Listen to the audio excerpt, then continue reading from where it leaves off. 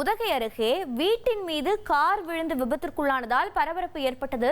கூடுதல் தகவலோடு இணைகிறார் செய்தியாளர் வில்லியம். வணக்கம். இந்த விபத்து எப்படி ஏற்பட்டது? காரில் பயணம் செய்தவர்கள், வீட்டில் இருந்தவர்களின் நிலை என்னவாக இருக்கிறது? மேலும் சேத விவரங்கள் என்னென்ன? வணக்கம்.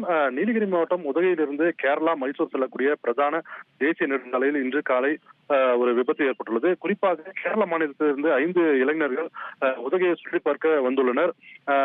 அப்பொழுது உதகை பிங்கர் போஸ்ட் பகுதியில் ஒரு காரை முன் சென்று செல்லும் போது கட்டுப்பாடு இருந்த கார் சாலையின் கீழ் பகுதியில் இருந்த பள்ளத்தில் இருந்த வீட்டின் மேற்கூரையின் மீது விழுந்தது. இந்த விபத்தில் அதிர்ஷ்டவசமாக அந்த காரில் பயணம் செய்த 5 இளைஞரும் உயிர் தப்பினர். சிறு சிறு காயங்களுடன் அவர்கள் காரை விட்டு வெளியே வந்தவுடன் சத்தத்தை கேட்ட அக்கம் பக்கத்தினர் உடனடியாக காவல்துறையினருக்கு தகவல் தெரிவித்துள்ளனர். உடனடியாக சம்பவ இடத்திற்கு காவல்துறையினர் மற்றும் மீட்பு வாகனத்தோடு அந்த வாகனத்தை தற்பொழுது சாலையில் எடுத்து வைத்துள்ளனர்.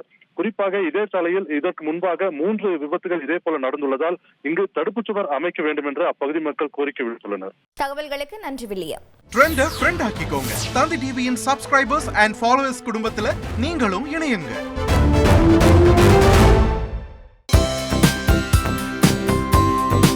தந்தி டிவியை உங்கள் கேபிள் டிவி ஆபரேட்டரிடம் இலவசமாக கேட்டு பெறுங்கள்.